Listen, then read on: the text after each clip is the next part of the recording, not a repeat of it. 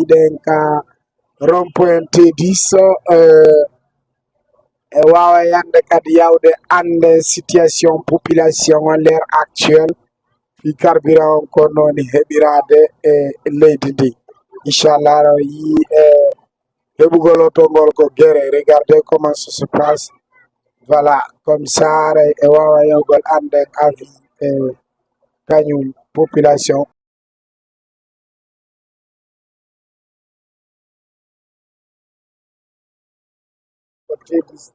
o gara to tuwoni carbide yaha ande oytiyonde tuma yaltuɗo fi carburant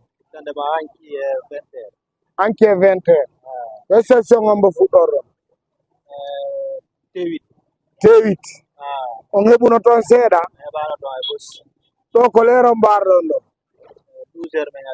12 heures ari ko ɓaawa to ranguɗo seeɗa seeɗa buusiɗo ŋaaɗo ok ko numarɗon ko torɗon laamu ngu ye jokkon golle min toɗi laamu ngon koye ɓe sansamɓe sansañe o programme ɗo d' accord ok jama oɗo soñji moƴƴa noon ella ala joni noon o yi situation on no yoriri no woodi journaliste ɓe goo yewtuɓe inni o sili si yaali hokkan ɗo ɓe wawoyta gagnade fewi onon gafimon on sili siye ɓe gagnoto sili ɓe yehi ɓe gagnoto yawiran on to ko ɗum men toɗi allah so tawani ɓe yehi koye ɓe gagni ok monsieur Momad Saydou mouvement ji ɗiɗi no créé ala guine fewn ɗo mouvement iwen ka leydi e wonen ka leydi ko mouvement on mbo ƴettuɗon ono mouvement iwen ka leydi yen aventure e wonugo ka leydi ɗaɓɓa ɗo ko honɗum onon ƴettuɗo min mbiɗa ƴetti wonugol ɗo mo ɗaɓɓa ɗo wonugol ɗo ɗaɓɓagol min waɗi ɗo 3 jours 3 jours T10 ɗo situation o noon très tandi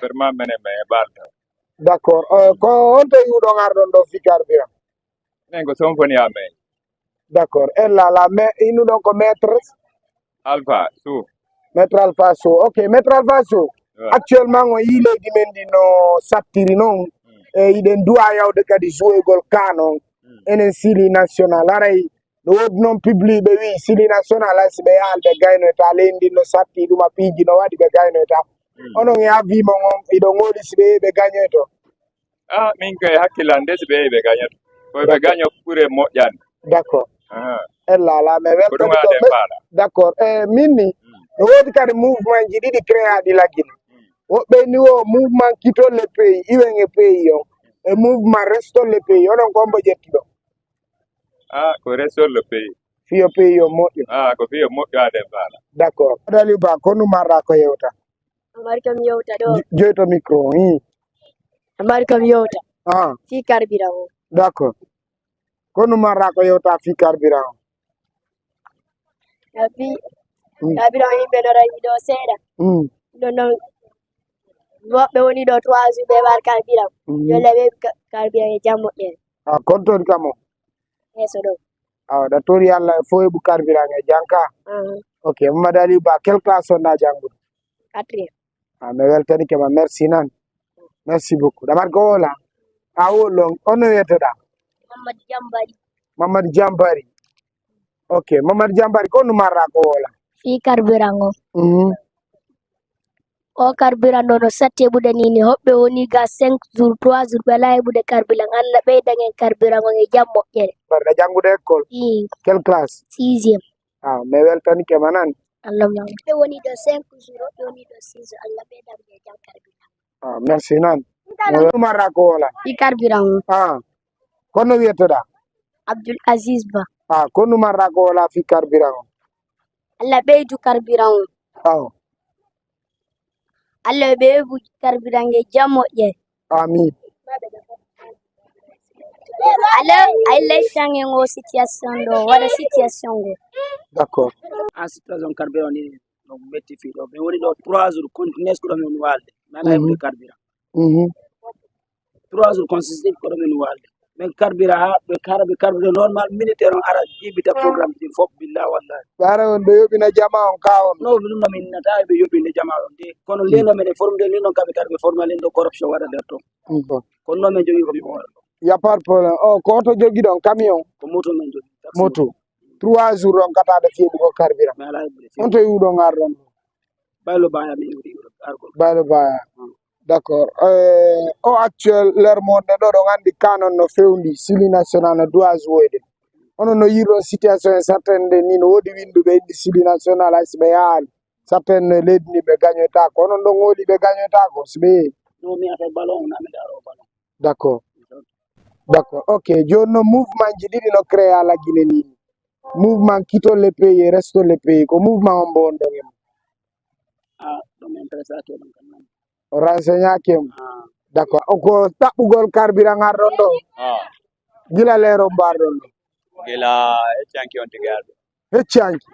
Moto ka auto. mutu Rondo walde. ko do me wenu baade Kono no ngajono hebala 5.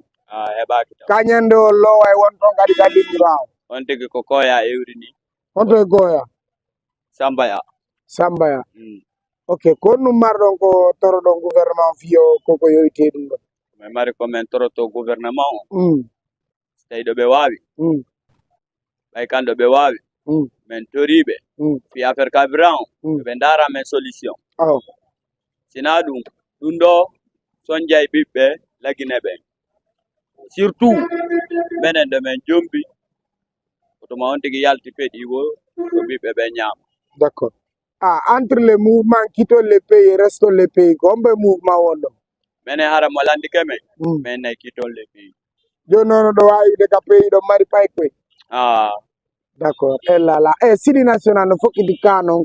Wobe no publie ni be gagno ta ko be yilto lendi no satti. Ono gonu yido ngedu no ngoli be gagno ta ko.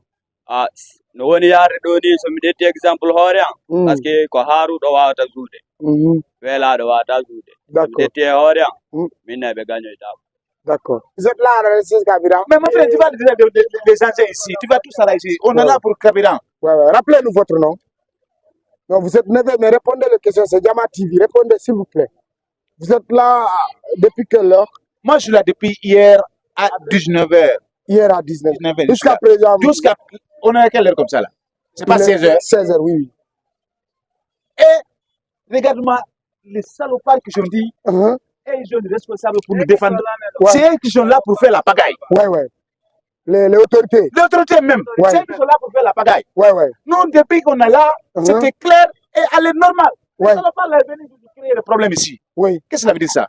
Non, c'est pas il faut dire le commandant là, ou bien c'est un général, je ne connais pas. Il n'a qu'à nous dire quelque chose. Hein. D'accord. On a mal, D'accord. On a mal, hein. D'accord. On a mal, hein. Ouais. Rappelez-nous votre nom. Moi, je m'appelle Monsieur Ba. Monsieur Ba.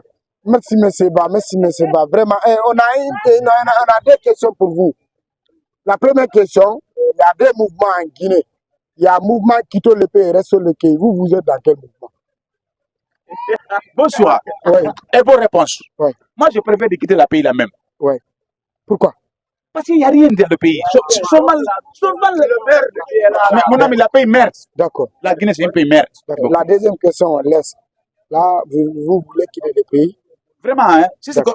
Non. Et regarde ça. Bientôt, les carèmes aussi. Quel conseil à le peuple guinéen? Quel conseil à le peuple guinéen? Tout le monde déjà... Chacun a son conseil. Chacun a son conseil ici. Tout le monde est là. Ouais.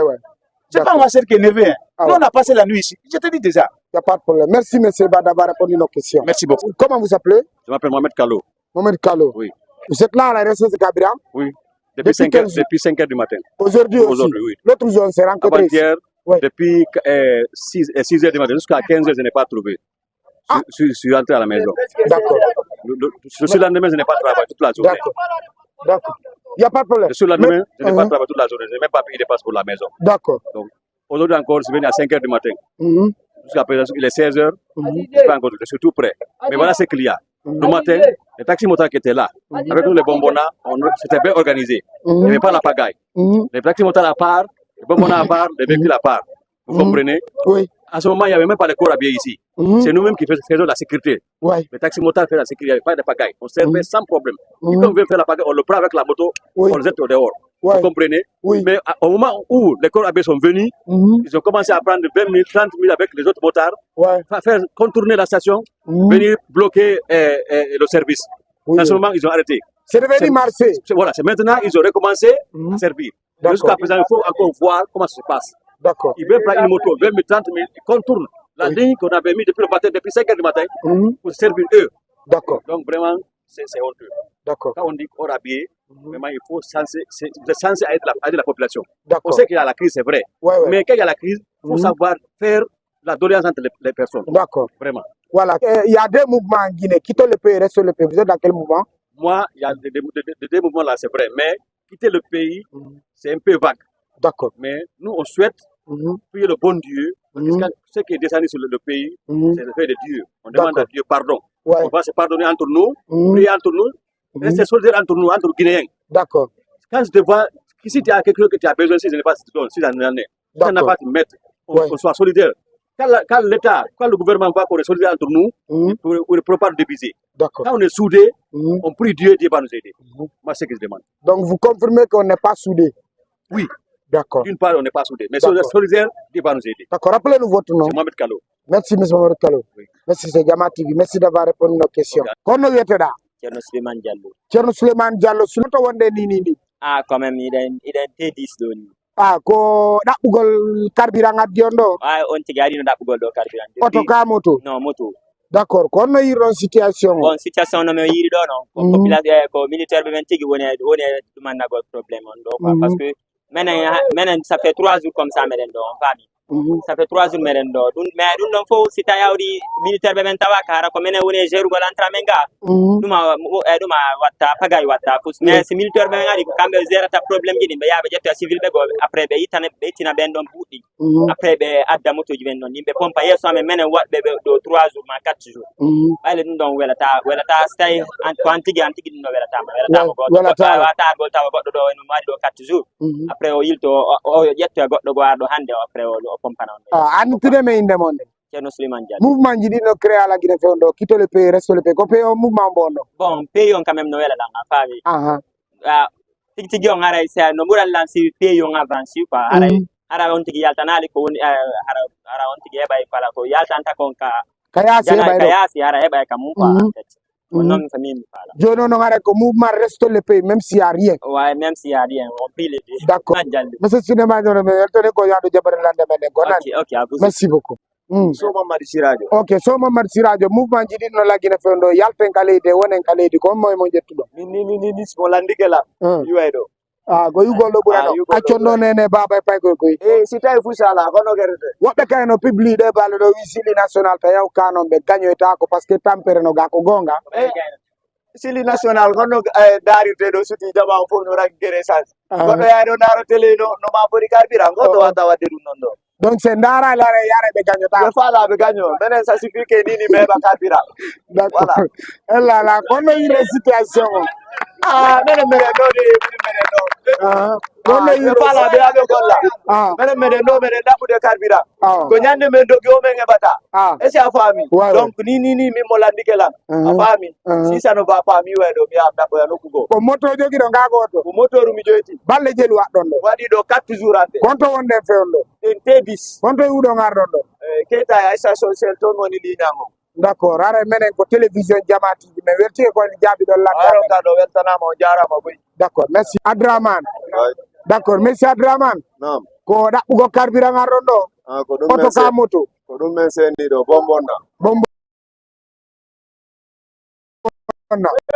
kono yiro situation on towne micro seeɗa wañi situation komin yi kon ɗo aray minen arre ka station men tawno pompude o min dara min dara si min heɓay hara wona guere wona sonko min aliño min organise moƴƴa fino essence heɓora hara no ɓutti hara paga yala way kono noon yirɗon ɗo ko station ji jeli waɗɗon sewtuɗon ɗo ɗo haden dewno Fula Madina tawi ɓe pompude on heɓunoto mi neeɓi toon ɗen mi tawi ko gasoil wona pompede mi heɓali mi iwri ɗon de mi ari T7 mi tawi ɗon hiɓe pompude essence bon tawi no pompede kono ɓa tawi jama on no ɗuuɗi ha no feƴƴiti tawi paga fuɗɗike min ni joni mi ƴettu motoru andum mi dara kadi kam yeeso ɓa har sikke tamaka sanka bon joni noon ko leero mbo hewtuɗon ɗo ɗo mi hewtuno ɗo ɗen fewno ka fana ɗo ni alhamdulillah no gasa si yaari ni baɓe servoɓe ɗo eɓe servude no moƴƴiri no gasa on ti no tanjini e bawgal lallagal no gasa kamen tanjini kamen heɓa ɓamen battike ka ɓoggol onon noon chauffeur bombonna men nani ɓay carburant on no satti ɗo ɓeyde prix ko gonga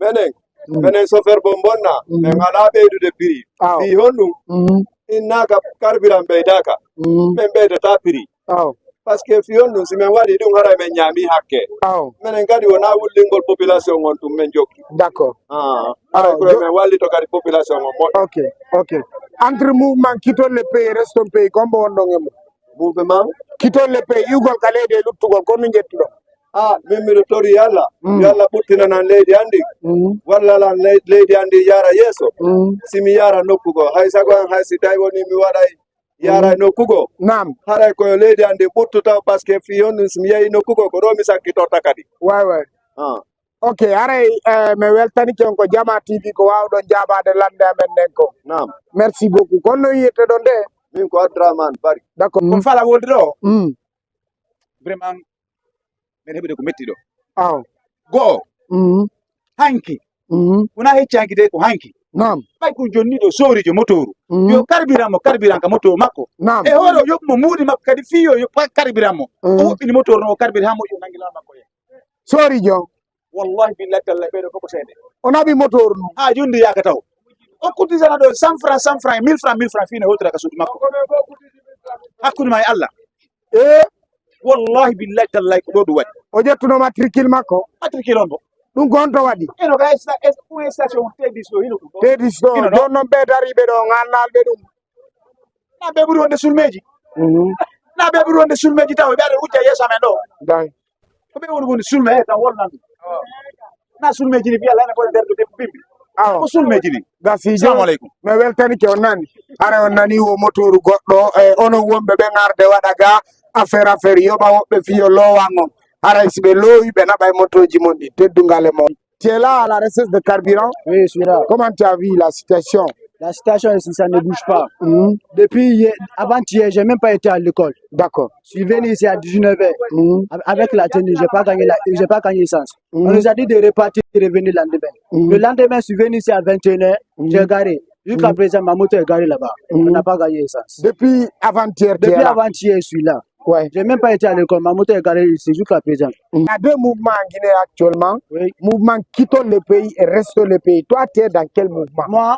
Moi, quand on me demande, je suis dans le mouvement de quitter le pays. Ouais. Si je finis pas, aller là, ce qu'on cherche dans les études, c'est l'argent. Ouais. Si je gagne l'argent, je vais quitter le pays. Même si je ne gagne pas, j'ai l'opportunité, nous, on quitte ici. D'accord. On fait l'école pour avoir l'argent grand. Voilà, c'est ça. David Tono, comment tu vois la situation ici à la Tédis station? La situation ici à la Tédis, le matin, ça bougeait très bien. Mais depuis que nos militaires là sont venus ici, ils ont tout gâté. Voilà, c'est eux qui gâtent. Partout qu'ils viennent, c'est eux qui gâtent. D'accord. Le matin, on était bien organisés ici. Ils viennent pour nous sensibiliser, mais ils désorconnent. C'est eux. Le problème, c'est basé seulement sur les militaires ici. C'est ça le problème ici. Le gouvernement, ce que moi je peux donner comme conseil au gouvernement, il ne prend la disposition, que ce soit militaire bas, ou bien civil bas. Celui qui vient, il va ordonner, il va prendre la ligne, il suit les lignes comme nous les autres. Il ne doit pas venir ici parce qu'il a la tenue, il se prend au-dessus de nous, passer devant. C'est pas normal. Prendre l'argent, si c'est ça, nous aussi on peut les citoyer. Mais pourquoi ils ne font pas ça? Parce que le problème encore, c'est basé sur les relations. Si tu n'as pas les relations, tu ne peux pas faire. Oɗo ɗo tewiti ɗo ara meɗen ɗo fiya tan d'accord hande ko woni ɗo ni rentuɗo no ɓornori ɗo ni e ɓi balɗe tati miɗo kawre lawol ɗo ye wallahi balɗe tati on hotal ko suudu oɗo ko ka suudu ala ɓa sanji ala ka moto aw meɗen ɗo noon e jang addandar mon hewta d'accord ma militaire on par ce que wano katire ko ɓe fuɗɗi pompude ɗo aɗa ko men on no dirirde aɗa ligne amen ɗo ndewal 5 d'accord à partir du moment que ils sont finis vraiment le débordement a déjà commencé ouais est ce que ɗon ara na saabu ko onno ɗon dirisude ko mbayɗon on heɓay ko saabu ɓayɓe ari ɓe dirisude ko ɗum monan ɗon non men mi monta ko ɗum noɓe jonniri men noon exemple ɓe wi ɗiɗo naata e militaire motoji taxi moto ɓen ɗo 10 personnes men woni d' accord e maɓɓe ɗum no yawde kono ɗiɗa araka ɓe daroɓe ɓaawa ga c'est pas seulement de militaire qui est à l'autre côté même de civil ouais a telen to ko militaire on ɓe wi naatiray to donc militaire on ɓe naatiray to donc yiɓe sendi militaire on e ɓe ka naatita ɗo filowgo ɓawa toon ko militaire ina naata ko civil ɓen ukki hakkude maɓɓe ɓen ɗon ukki hakkude maɓɓe ko ɓen woni naatide ko ɓen ɗon ɓe woni ƴette ɓen ko fayde police e militaire gon ɗon ɓe a ƴetti hunde moto taxi moto ɓen aye moto taxi moto ɗum ta ɗandi ɓe arda e muɗum ɓe ara ɓe naata ga ɓe pompa ɓe yilta ay hay koɓe dari ɗo ɓe yoɓina e woni quoi motor goɗo o ari ɗo pompi ɗo moto ɗo joni o yaha taxi moto dari ɗa joni moto ɗo oya continue d'accord minen meɗen ɗo heeɓi balɗe tati e lala joni noon min nani o sori ɗon kadi ɓe pompanno ɗo hanki goɗɗo e motoru ɓe naɓi ndu few jon kon nu conseil to be o be jonnude pompane en donc menen do gaki programme menen ko men taxi moto be simple ay goddo yaddi kam mudum balde tati dabbude sans wurna be ngure mudum de amari beyngu amari pay ko tatu nayo yobante ko lekkol be nyama yare yoba en loa suudu min particulièrement vendredi ko sare mi rangir onno temene tay mi temene tay mari Cameroun don kadi ko sugudum do d'accord vraiment won tranquille ha be do be o tabe Cameroun kadi be yobinde d'accord ay ka sare to ngata ko kap nder duma yobinay modi men so ndike fi be do men so ndike an tireme inde monde min ko Diallo Amadou min mouvement jidi no créé ala gine fewndo mouvement yalte leydi ndinge wonen ka leydi ko to jettudo yalte ka leydi yalte ono gondo jettudo afimo ngo min de min jetti won gol do parce que comme nebi yawde nokku go ando mi artita an tireme inde monde min ko Diallo Amadou konte kame wala be ko Jama TV me weltani ko wawdo jabade lande men merci beaucoup Jalaba nulne Ibrahima Bangura situation nadi situation la gina mo be na to ire ma ba parce que ma quel 6 heures ma to mo na ba station essence muna kala le essence na wuti ma station na bide esi station yobe ya de ma na balange essence na ha mo na mo ma kolo donc non ba mo to la o bala mo be ma mali dum ba mo mali mouvement free na la gina ileri mouvement won keli borima nu won lu borima ina mouvement mundu da to ala de ande kito mbele bele ande sans ko ngate ngwa bilal ngasalu na parce que ko na kirna kiana ka ko na loga nan de ma to na tele puis sina tunde kuitena tunde bumba lugere kempe merci d'avoir répondu nos questions c'est Jama TV OK Bangura Sekou oui voilà situation nadi tamba tanga kel fe bon dibirika horon kel gina dibirika mpa cimenterie be mpa 5 heures mpa na 5 heures mu essence soto amna 23 heures mu na essence soto de mbu je ben siga dibirika fa ndi risation na ko men fa ngoro how hanna 18 heures leri anna 10 heures leri mu na essence soto de Sekou Bangura mouvement free na be won keli bokima nu won lu bokima ina mundu mouvement to no na kana kai kito hadi mu essence soto bele dora kinte village ngasa kese merci beaucoup akana kai mutangu balefe mo kise na akise muna wo muna mabalodi akise muna wo muna mabalodi ini siga de na ke ini siga sa son na ke e pa guys na c'est essence muna ma sodi d'accord merci beaucoup e pa guys na merci beaucoup akhibir na kinta na mo essence soto c'est ba Bangura on va merci beaucoup lagina satti on a yete do mene Abdoulaye gono yiro situation nyini mo jali lendi wuli ko kabu jawtako arati ko me fala ala gasu de peu wala me metala au Sénégal ya mere me to computer to mbete la mu no putini anime to fusi haipa do prehika merci beaucoup quel est votre conseil pour ces situations état et frère que ayalo alors c'est l'autorité qui est en train de faire les pareil là ici maninga kafo c'est pas mal gouvernement ala autorité mais wuli akate ka ko benyami ay ba ko organiser mala population du 3 alors que 3 la population bon il y a quelqu'un il y a mort ya il va tirer ce baquet ay jol la essence ko la essence rona vrai Dieu il va souvenir bien que ay essence rona on est ta c'est là ka misirita ba que moi c'est que essence rona ka samo di baro akafta il ba la ro meno tire ba la ro masrona 3 ya lo eta ya nyani 3 ba ora nyaroma akudu la nyina eta e freke ko be ri se ka matanga nyamen kan wole kapsa ni hala me ka fo mo yira wile odi jaba bra tro antu du na mo ma fe tro bra mo bo ha to ba ka solli ala Muhammad merci beaucoup todi ne to le ko Cabinet Diallo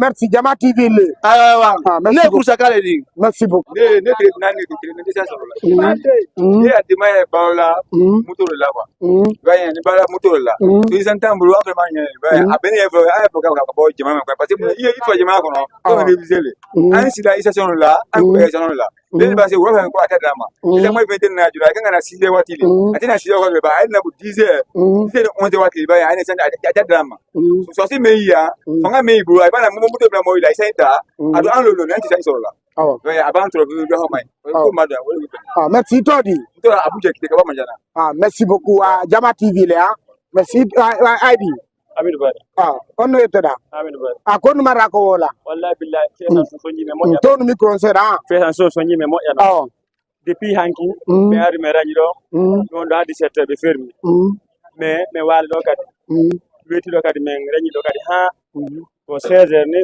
joni noon min hani kadi fermi kadi d'accord joni noon fi essence o woni sondia moƴƴa noon wallahi woni sondia depuis woni ɗo nini 5 jours la rañi ɗe ko taxi moto jo ɗo komi tan ko tasmoto jo simanteri mi golata mouvement ji ɗiɗi no woodi iwgol ka leydi e wonugol ka leydi ko hombo ƴettuɗon wallahi simi heeɓi ni lawol ni mi wawa yaltude few mi yawa daraya mais mi watta ekude ɗon kadi ko ande mi heeɓi kadi lawa kadi arta kadi ko an kono ko annini koma sa goɗɗo dogi ko mum a tawan ko makko ɗo satti woni ma ɗum goɗɗo haygata ko mum wogoldi tangal ne kamara ali wona ɓe min sefera na be sans fe namma bon mais ana kana ga nyama bara toro tang akina nantu wala billah na nyara fi muna essence 1 litre soto de nga sa moto ku et pourtant mo pense ma wolde na no mo wa famille balu maintenant nyama na kana ga nyama mo organisation na ne ga famille ga nyama organiser ne nan singe nyama toroma ouais une fois une cobra sur mi reira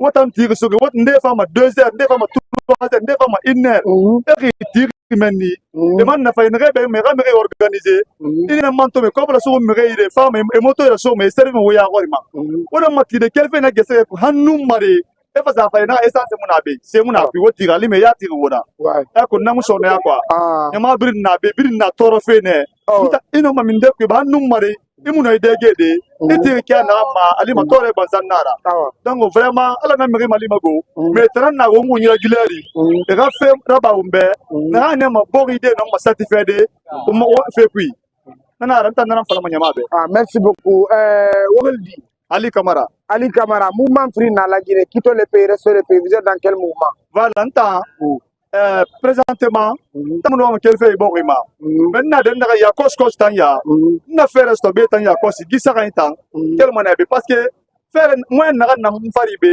na mo ma ngai fande be ka magileri donc on préfère ko kele mi bata to rera al ko ngang ma de ma ka fan kana merci beaucoup kono yiro situation tigi do ala yaade no haniri non nani jama no sonji moƴƴa ara laamu ngu wallu jama moƴƴa sabu na sonja ɗuuɗi pande e hoore ɗum kadi haray men tuuri lamɓe ɓe yo wola militaire ɓe ara ɓe ngaaɗen so woni ɓe ari ɓe wallu jama no heɓira carbure har naaɓe soomu pagay ko nder station ji puisque station kala ko rentré et sorti so woni iwre ɓen ko rentré so naati iwre ɓen ko sorti no naatide toon konto yaltirte woɓɓe ara ɗo e 4 heures waala ga ɗe ñalla ga waala ga ha weeta goɗɗo ara ɗo e sette junna sooriji ɗo 20 000 a faami ƴetta ɗum ɓe juɗɗumuto ɗon ɓe yaɓa carbura ɓe yana dari sonje jama o ɗo woɗi marɓe ɓeyngure a faami so golli heɓa ko ñaama tawi woni a heɓaɗi carburant ko gollira heɓa ko faggira ɓeyngure ma ɗum warata goɗɗo waray ara yo gouvernement yo wallu population ta kamɓe ɓe ndar fi maɓɓe ɓe heɓɗe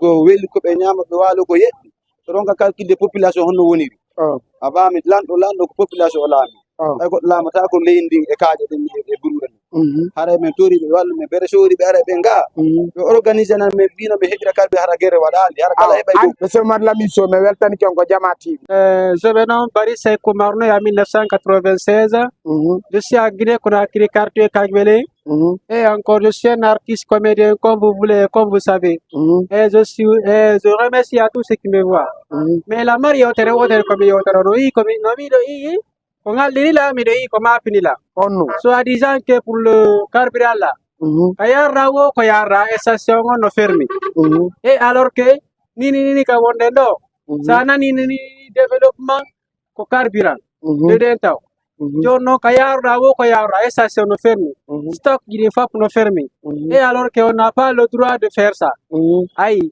joni min komi tortomi jeeja fop ma état o maɗum wonɓe nande hitando fop koyo wallito men fino min heɓira carburant je suis à ma foyer nini fop min kadi heɓini hande 3 jours mi gollali ma femme est à la maison je suis avec ma famille encore qui me regarde et qui m'entend à tous les jours vous voyez non maintenant min komi tortomi jeeja fop koyeɓe accitan men station ji ɗi ɓeɗeke men carburant heɓa komin golla par ce que a yiyeɗo woɗɗo harmo jogui ɓiɓɓe ɗiɗo ma ɓiɓɓe tato marro ɓe ngure hara himo e suudu woturu ma joddi suudu no satti himo andi ɗum no fop ɗisuji foppude makko hara mo jogui machine goto ko gollira eno ara carburant ngala o waɗa ɗo 2 jours 3 jours waɗata carburant on ayi ɗum ɗon fop hara e moƴƴa analyse ɗum ɗon fop fino waɗire joni min kam tortoɓe jeeƴagen fop koyen waɗa tout possible trouver une solution non fino heɓiren carburant heɓini hande 2 jours hano 1 semaine 2 semaines comme ça. Donc, comme il y a deux aspects. Premier aspect, au côté population. Deuxième aspect, côté gouvernement. Donc, faut nous andi crise ko nonini. Ko ni nyere dom fetinama. E anda ko mo fetini mais Allah wadu ande ko mo fetini. Donc crise ko fop communauté jamon kadi mo kala yo munyo. Parce que do c'est ni info e munyo tako karan hebirte. Parce que godo ko may munyo re. Gouvernement kadi be daru kono population mabbe woni sonjade. Be dara méthode kon be watta fita jamo sonjo. Mi ko no tumay ko mi halna tigi tigi a fait un programme. On heɓi carburant. Jo mi heɓal carburant lo ɓawo ka. Auto mi jogi. Mais normalement gouvernement yume ko 25 litres o kala doit heɓude. Ɓe moto jiɗi 5 litres. Mais ɗo ko mi yiɗo kon mo kala pompiste ɓe no tawa population no tawa. D'accord. Parce que ɗo sinnama ko ma jonna seeɗa fiya heɓu seeɗa. Si mo kala heɓi seeɗa ko non gasa heɓode mais so ini fof ni heɓa fof no wotere min mi heɓa fof heddi ɓen ko no watta. Ala. Donc on no jama doit heɓde on prise de conscience on taw. D'accord. Sinnama 5 litres jama muño ka 5 litres. Ha o crise do feƴƴa. Par ce que juutata wonde tum ko ha seeɗa. Si waɗi 1 mois 2 mois gasa 3e mois solution heɓoto. Mais si tawi woni fof ari waɗi 5 woɓɓe yiwa ɗo yarata 5 woɓɓe yarata 5 goto fof kutuɗe. Ala. ɗo ala goto fof kutuɗe. ɗo min ko noon mi mari komi wala mi weltanike on antireme inde mon nen min ko Diallo Abdou Karim monsieur Diallo Abdou Karim Jama TV weltanike on ko wawɗon jabagol lande amen nen merci beaucoup. Voilà la famille hier situation est très tendue ici voilà ɓe musidɓe men ɗo gara lamde ɗen ɓe ande avis maɓɓe on jaram baɓe on jaram ko Jama TV mbeɗo faale on intervene ko micro amen ɗo annitineme inde mon nen Adraman Soare. Naam monsieur Adraman Soare. Ok, are ko gila lero mbarɗon ɗo fi carburant. Min hande mi ñallu wari fum lan nawni koye 14h30 mi ari kono mi woni ɗo ha o lelɗo 16h26. D'accord. Kono yirɗo situation on ɗon hooli on heɓay ɗo? Non hande mi heɓata ɗo. Naam. Carburant wolani. Wolani. Ko gasoil on ɗon ɗaɓɓude? D'accord. Ko on ɗum marɗon ko waɗon conseil fi koye woto nanka gouvernement fiɓe walliten o situation ɗi to? Ko toriɗen ɓe ko ɓe wallu en o carburant ɗo nam sendire no haniri noon puisque crise on arani leydi fof nam station ji goo no heɓude goɗɗi goo ala heɓu si station ji ɗin fof ka ɓe no heɓude seeɗa nam couvre waɗata kono so tawi station joni ko total no heɓude seeɗa ala heɓude bon haray probléme no toon puisque si otoje hara ko otoje capantati ari carburant en otoje capantati sendanama station ji capantati fof ɓen ɗon fof mo kala wawa servude population o seeɗa ɗi tawi joni ko station ji seeɗa jonaji ɗon meɗe haray fof wawata heɓde fof haray couvra ɗon ɗon ko noon woni won wano station ji wonɗi koya ɗin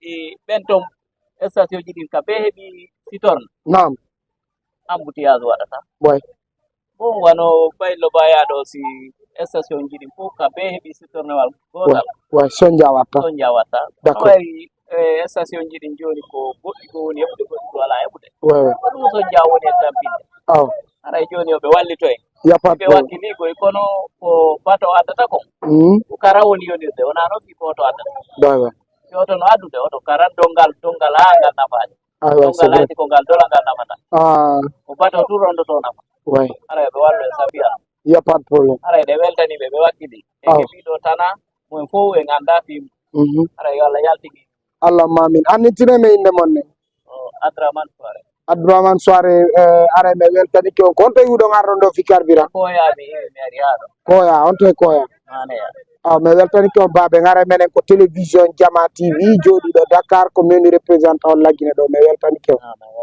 on jarama kono yirɗa situation kon to heɓuɗa carburant minen ko otoji to men heɓiri carburant grand d'accord a huɓɓi mbattoroɗa yesso ga seeɗa ɓayi ɗon moƴƴa autoroute nge buda carburant ka taxi motojo konu mara ko torda gouvernement ko be burtume wallitade moƴƴa mouvement ji ɗiɗi no créé ala guine yalten ka leydi wonen ka leydi kombo ƴettuɗo men yaltugol ngol ɓurani men fewlu ɗo par ce que mi wata wurude nde tampere ɗo mais mais weltani kon ko Jama TV no woni merci beaucoup continue me inde monde Mama Janso minete monsieur Mamadou Janso merci beaucoup nani me weltani kon merci beaucoup chers téléspectateurs ara on nani o taxi motojo ɗo ko woni kon ara non ko ɗiɗo kaltede wo situation non très tendue actuellement ka leydi meɗen maître Ndiaram dareɗo yew tintiɓe seeɗa kon noniri Attention, ne mettez vous de nani.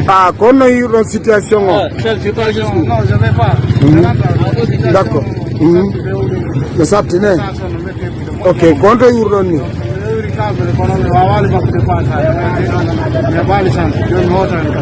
contre auto. Kirkila. Martial a dit. Ok, il demande encore. Eso Jalla Bla menen ko Jama TV ne weltani ke. Assalamu alaikum wa rahmatullahi wa barakatuh. Ala fewdo ko fewdi dido ni lagini. Wallahi billahi ko sifota ko fayda. Parce woni ni min gongo ko yudon lando no yirdon lanni woni balde tati ka kayasi woni walde sabunede ma bone karbira. Sabunede ma essentiel ko kay station jime walde. Ni mo dari lawo ko bay haray no yude. Kala yeeɗi ɗo yo allahu subhanahu wa taala wallu en o lanto ɗo kadi o wallito en sabunede makko fuu haren ko kala kamɓe laamu ngu haren ɓe leydi ɓe dowi ɓe beccini ɓe kamɓe ko ɗum ɗon haren woni fewni ɗo talla lakkelakine on fewn ɗo wallahi billahi no metti sipade nani so Ousmane Bari Jama TV mi weltani kem mi weltani kem onon kadi ko wawɗon hewtinde micro ji mon yo men hollu ande amen e moɗon merci mi weltani kem yo Allah ɓantu fi meɗen Allah ɓantu fi Jama TV yo Allah ɓeyde wallude fi moɗon yo Allah ɓeydu ɗumɗo e nguure ko nguure moƴƴoni yo Allah ɓeydu fime yo Allah ɓantu fime waɗa assalamu aleykum wa rahmatullah. Le gouvernement n'a qu'à faire quelque chose pour sauver dans cette crise. D'accord. D'accord. Rappelez-nous votre nom. Moi, c'est Guillemot Moriba. Élève. Moi, je suis sociologue. D'accord, sociologue. D'accord, nous, c'est Télévision Jama TV. Merci d'avoir répondu à nos questions, monsieur. Merci beaucoup, on est ensemble. Garam Tanti. Bon, on a eu une circulation, on a sorti d'accord. Anitine me in the monde. Mbalu Fatoumata. D'accord. Camara Kakonde. Camara, c'est un naura. Flori Mema. Ok, le reminde, pas fait. Ok. Au situation de du autofera. Et mon transportateur. Quelle fait symphonie à Ambe au bar l'air et là-bas? L'air kéré. Au phare mariage, ne? Mariage baragnon.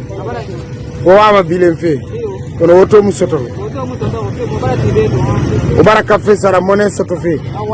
Ala ko ga monnaie soto nye. Monnaie awa. Mara compra. Au mi se fala ma gouvernement be. O caméra mato, o min se fala ma gouvernement be.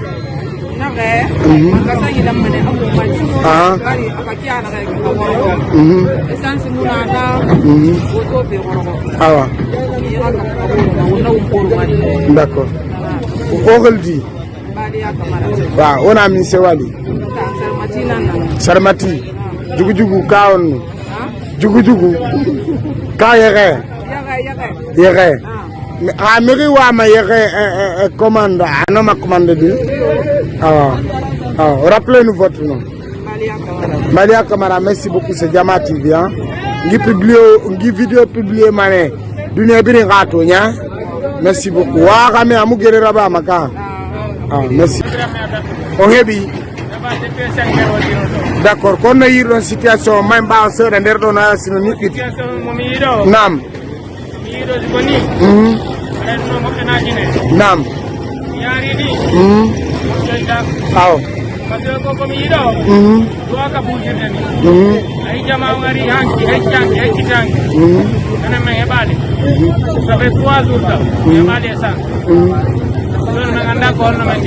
D'accord.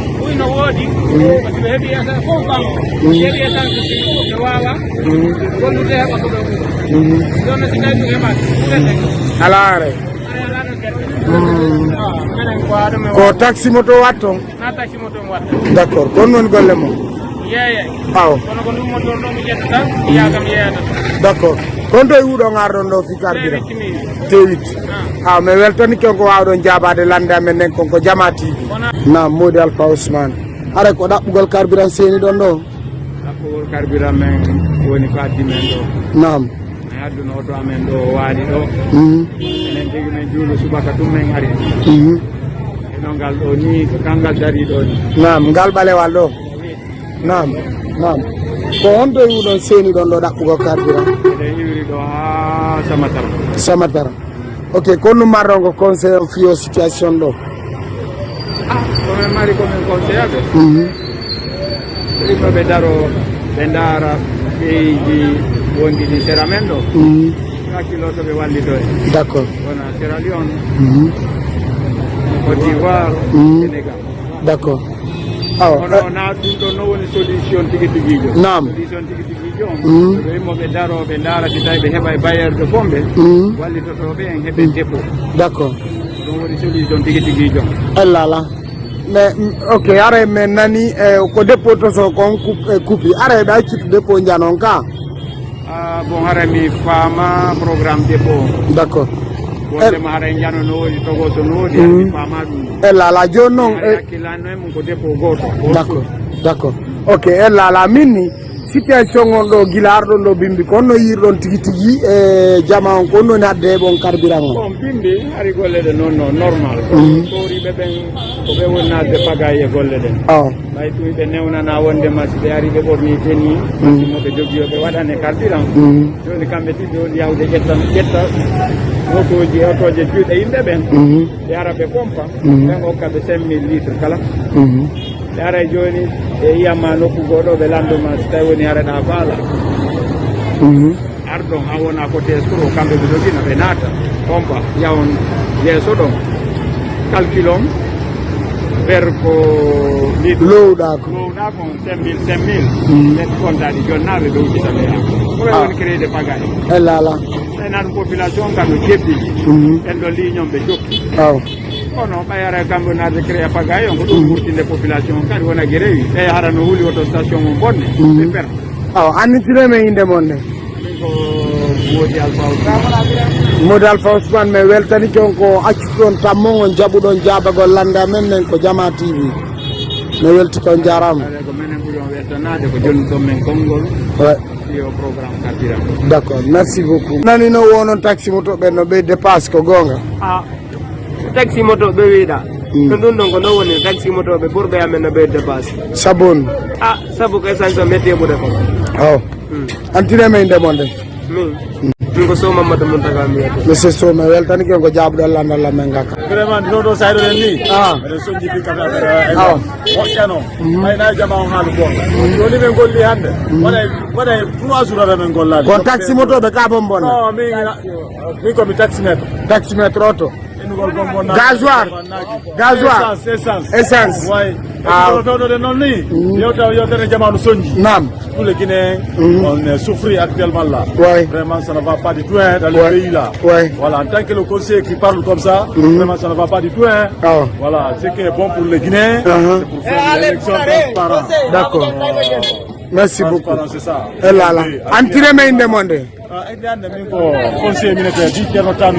Merci beaucoup. Merci. Assalamu alaikum. Wa alaikum salam wa rahmatullah. Naam. Naam. Anni kireme inde monde. Ono ka go carburant arro. Auto ka moto 3 jours wala do 5 heures rango jono ngebali defi Guinée taw tampere mara Guinée fakitani ke wore mun tampere ok are mouvement ji didi no créé ala Guinée ni mouvement quitte le pays et reste le pays onon ko mouvement mbondo ngem C'est rester le pays. Rester le pays. Ok. Il n'y a pas de problème. What the kind of public nini nakano wata sili ya ube ganyo tako ba tampere no ga.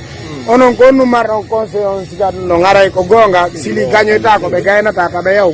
Si be mar no susi fi lendi. D'abord taw be wowlay no fi crise fewndi don. E yeto kambe fewndo état no e ngude mabbe de yimbe mabbe fewndori no. Kambe fewndo ballon on be écarté mun to parce que be mari souci ko. Way. Bare ko fijundar.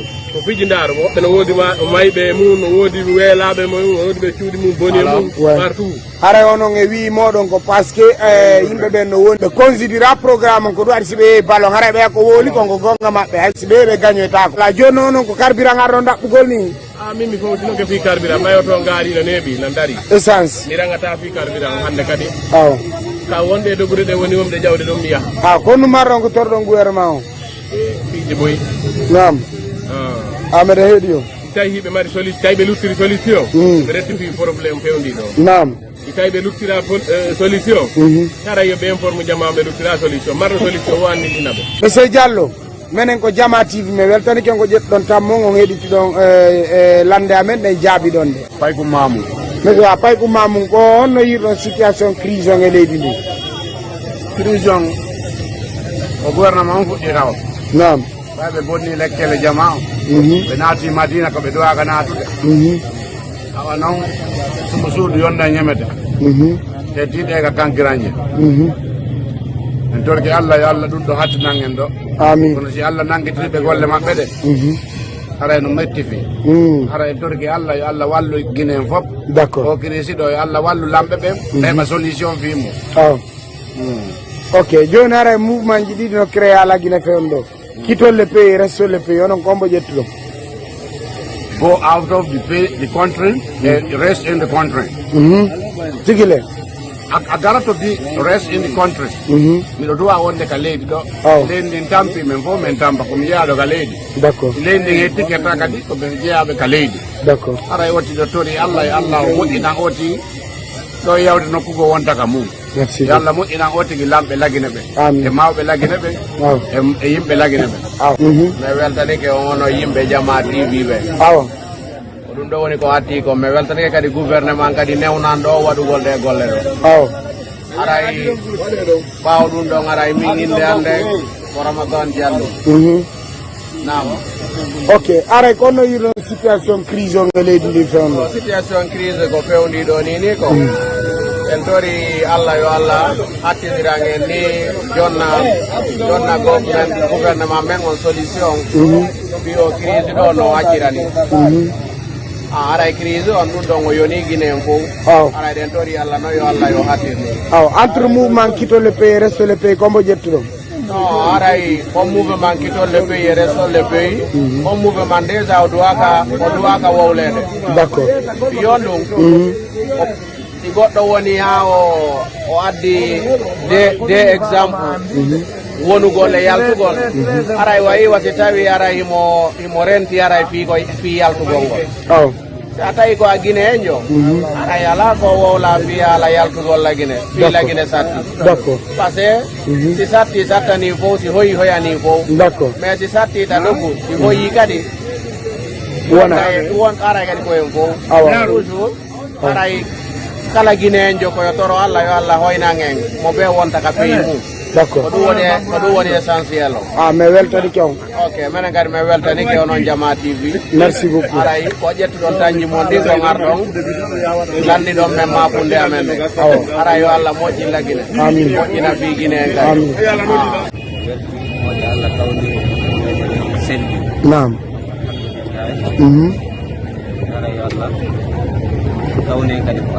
d'accord d'accord situation o noon très tendue fiye censé ɗugol ngol o yaa ko ɗum kadi marɗon ko torɗon yeesoɗo ɓen ɓe fii ɗum ɗon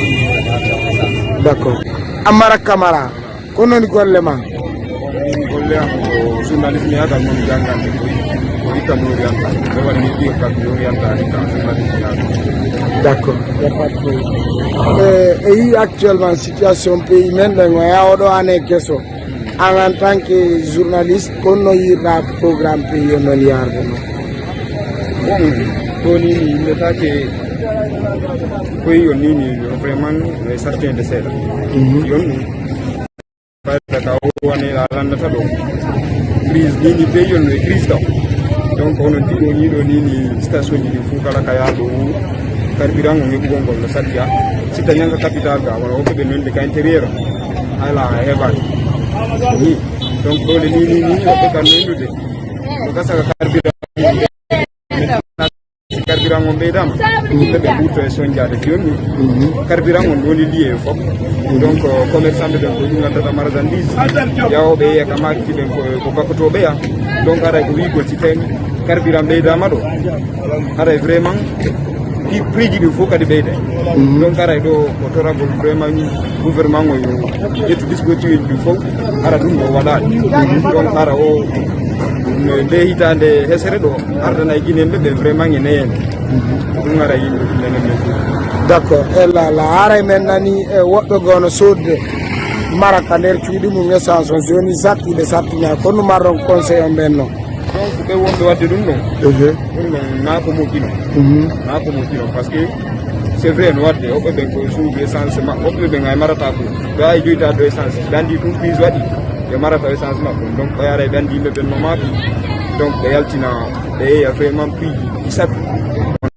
ɗo laggine ɗo e nde ɓe yeeyi litre essence ha 50 donc ɗum ɗon fof aɗa na hunde moƴƴere noon ɗum ɗon ko doit accude noon déjà margol essence taw na ko moƴƴo par ce que ko risque noon ha ƴeɓɓe essence ma ɗo mara e suudu Allah dandu ɗum no suɗno sumude ɗon ara ko a wari fayda famille mum fof ɗum ko risque noon essence na ko mare d' accord